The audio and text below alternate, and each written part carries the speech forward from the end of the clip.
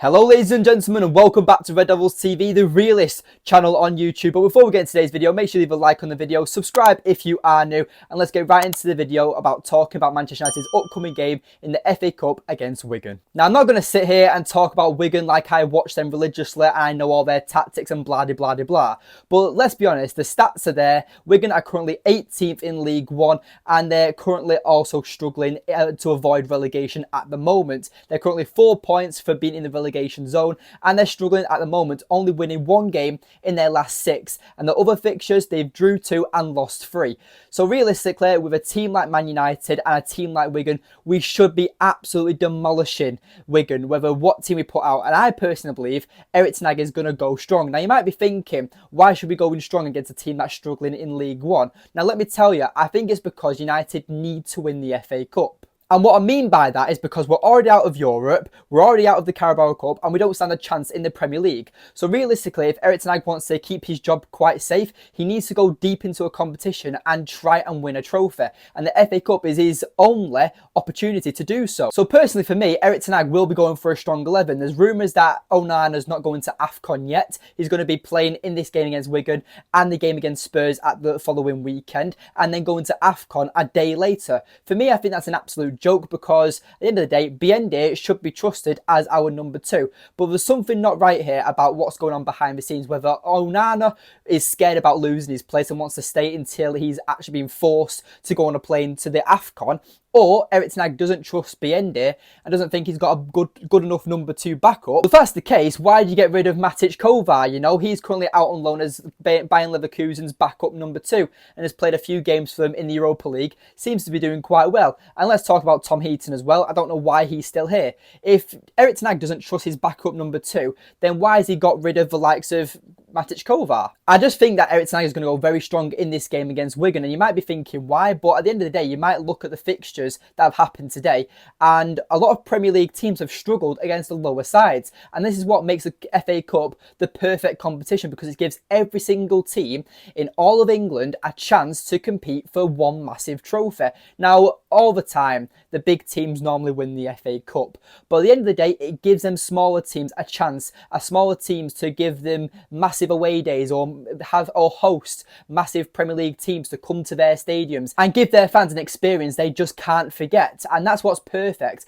about the FA Cup. But Man United will face Wigan away from home, so no doubt the place will be absolutely rocking. But United have to win this game, and personally, if we lose this game, I don't know what Erik Ten Hag's future is going to be, because I personally believe he's safe till summer no matter what. But maybe winning the FA Cup, if it is a possibility, that is what we get the best out of, and that's what Erik Ten Hag could keep his job. Maybe it's all up in the air, but with Sir Jim Ratcliffe, he said that he backs Erik Ten Hag. Him and Erik Ten Hag have had numerous conversations about the backing of each other, and personally I think they're all on board about the issues that are currently at Manchester United. But will Erik Ten Hag be the manager of Manchester United for the 24-25 season?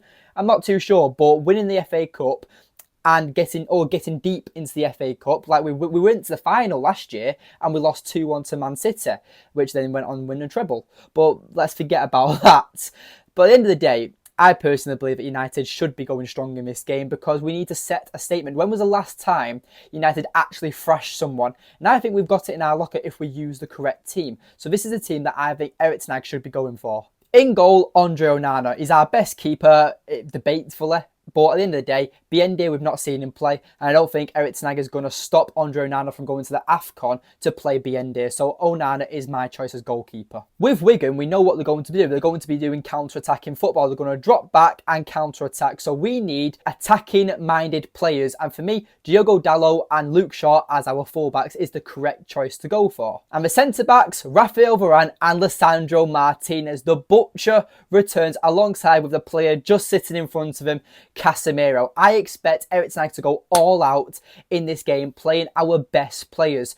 It'll be a great stepping stone for the likes of Martinez and Casemiro to play in this game. It gives them an easier game to walk back into, get used to playing with the teams again, because they've been out for so long due to injury. And we're so happy to have the likes of Lisandro Martinez and Casemiro back, because no doubt these two signings are what saved him last season and saved him a lot of scrutiny and saved us numerous points. And I personally believe that them two being back now will start making Man United win a lot more games and having a lot more comfortable when we go down in games or when it comes to them defensive duties. And the other two midfielders in front of Casemiro, I'll personally go for Kobbie Mainoo and Bruno Fernandes. We saw this trio in pre-season. It worked against Arsenal when we beat them 2-0 in pre-season. Yes, I understand it's only pre-season, but it's clear that Erik Ten Hag had the plan as a green light since pre-season that he wanted his midfield three to be Casemiro, Kobbie Mainoo and Bruno Fernandes. So let's see what it's like against Wigan. And as the front three, I expect it to be Marcus Rashford, Rasmus Højlund and Alejandro Garnacho.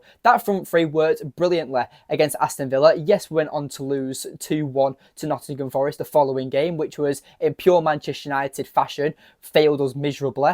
But at the end of the day, I really like that front three. And there's something about Alejandro Garnacho, which him playing on the right-hand side could help us unlock a more balanced front three. But let me know what you think about our front three in the comments down below. But this is the perfect situation to be in the FA Cup because by all means, let's not underestimate Wigan. But by the quality Man United have in the squad and the quality in the manager of Erik Ten Hag, we should be absolutely bulldozing the likes of Wigan. When do United ever get an easy fixture list? I mean, look at the Carabao Cup, the way we lost out of that. We literally lost to Newcastle. That's a very tough fixture to get in the Carabao Cup. So at the end of the day, I personally believe the FA Cup is the perfect opportunity for Man United to go deep into a competition. And let's not forget about Sunday as well. You've got games like Arsenal and Liverpool. One giant team is going to be losing in that game, and that'll be a massive team out of the competition. So if the right fixtures are pulled out of the hat, maybe Man United could go deep into this competition and possibly win another trophy for the season. But let me know in the comments down below on what your thoughts are on the upcoming game against Wigan. What is your starting 11? And make sure you leave a like on the video and subscribe if you are new. But thank you for watching, and I'll see you in the next one. Take care.